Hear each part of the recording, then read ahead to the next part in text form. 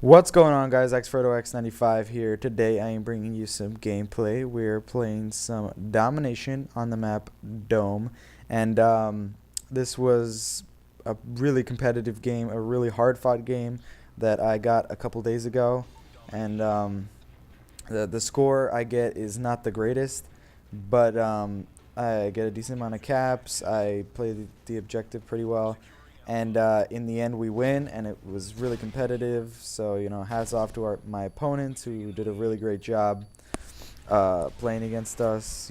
Competitive games are always the most fun to watch and to play. Uh, but yeah.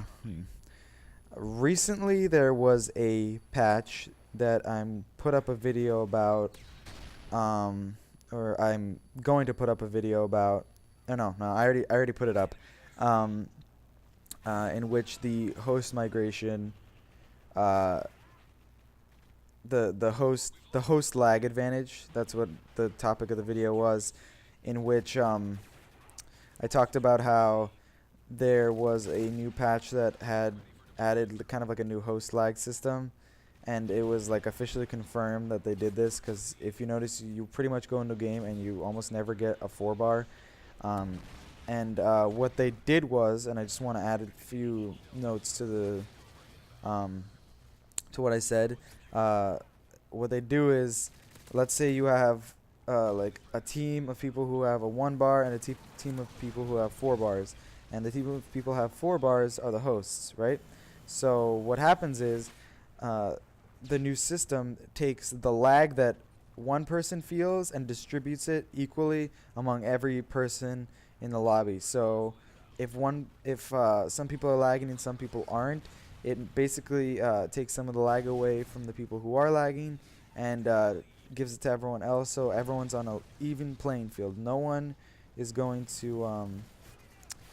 gonna have a horrible lag. No one is gonna have amazing connection where they can just destroy everyone, which helps make the games a lot more even. You don't have people who are just wrecking everyone and their friggin' mother. Um, but yeah. So what I want to talk today is a little bit about the patch that came out recently, which introduced a new game mode, which I'm going to be putting up gameplay soon, um, called Drop Zone. And what Drop Zone is, it's like a custom game mode.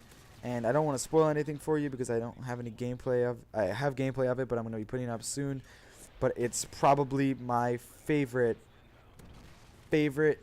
game game mode of all time, and it's kind of like a custom game mode, um, but it's like the most innovative thing Infinity Ward has ever done with any of their games. That game mode is so much fun, but I'll get to that later. So the main topic of this video was going to be, what was it going to be?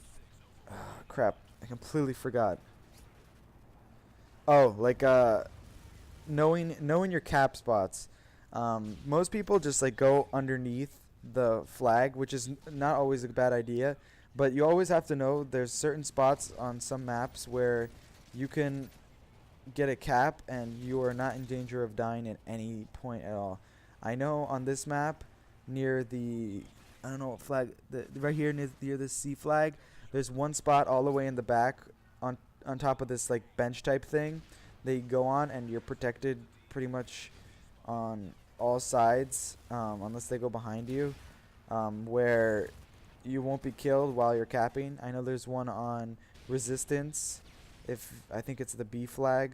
Um, there's like a little, it's like a pillar kind of thing, but it's attached to the wall, and both teams can take advantage of that cap spot, and it's a really great cap spot.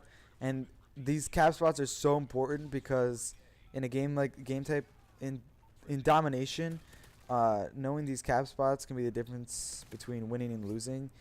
It makes capping so much easier in this game because um, a lot of times it's very difficult to cap if you're playing against a really good team or a decent team at least.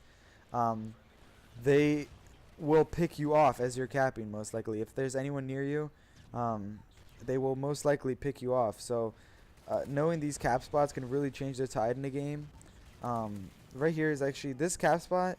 It's not a cap spot. It's just a regular little thing. But when you're capturing that flag, it gives you a lot of leeway, so you can move left and right and avoid being killed by looking on both sides. And so knowing these kind of spots really helps your team out. It's part of the process that comes with learning the game. You learn these spots, you learn the best places to cap, and you become a better Call of Duty player as a whole, which is really useful. Oh my god, I'm so bad at this game.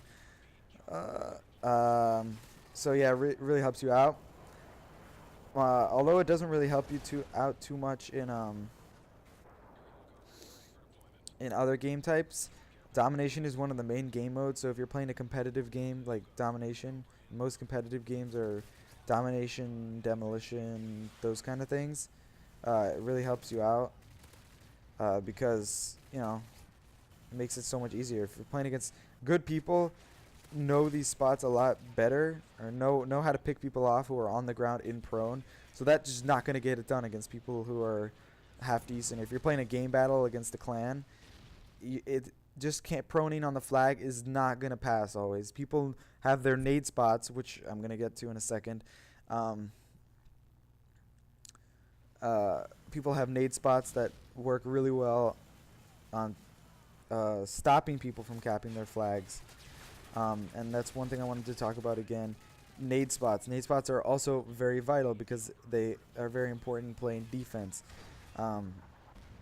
And they're used to counteract regular people who are capping. When you are capping, because not every single flag has a cap spot where you're pretty much safe and protected from damage, but the ones that don't, oftentimes they're very far away from any location in which you can pick people off. So nade spots are really good. For example, on this map, there's always a nade spot to A. That's a nade spot right there.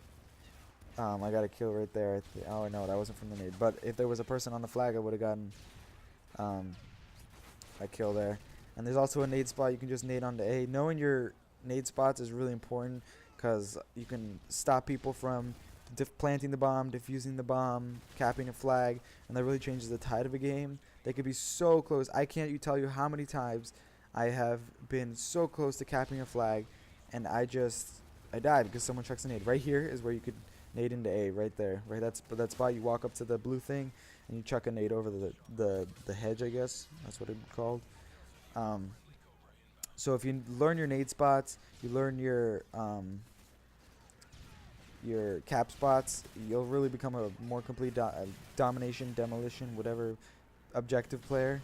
It really helps out you, it helps out your team. And if you have a team who all know the cap spots and nade spots, that's the best thing you can have. Unfortunately in this game, you can't really predict the spawns, so learning the spawns in this game is not really of the most importance. It's a lot more about like instinct. There's a lot more instinct involved in this game because the spawn system in this game is so flawed. Everyone knows that. Oh my god, I felt so bad here.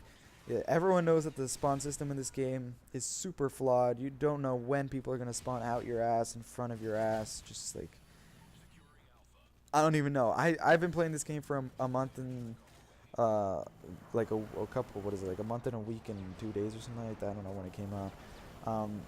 And I don't know. I know the general idea of spawns, but when I'm pushing up a spawn trap, the only reason I do anything is because, or I'm able to be effective, is because I have a decent reaction time and coordination skills in this game in order to be successful and pull my gun out fast enough in order to kill these guys.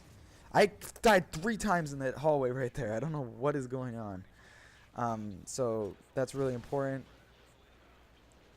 In other games like Black Ops, spawn trapping was ridiculous. Modern Warfare 2, the spawn trapping was so crazy. You could be pressed up in a spawn for an entire game of domination. It's not even fair. But unfortunately in this game that's not the case.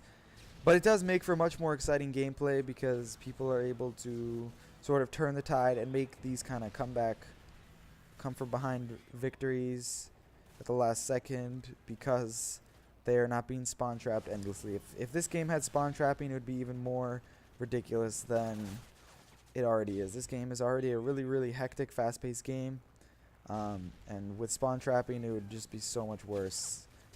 The spawns in this game, I'm actually not that unhappy that you can't predict the spawns, because otherwise these games would not be competitive.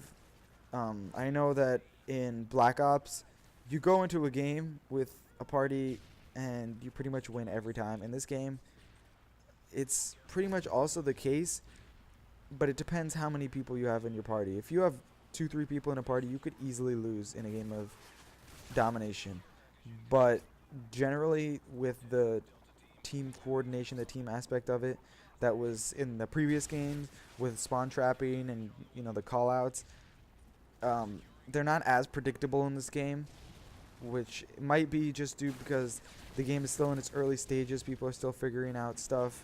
It's not really the real early stages, but I gotta keep, like, there's still a lot of things that people don't know about this game, and here we're struggling, and I get a cap at the end, which helps seal the win. This is a really competitive game. We fought really hard. The other team was pretty good. I don't remember. I think my final score was 77-23. Please like the video, guys. Don't forget to rate, comment, subscribe, and peace.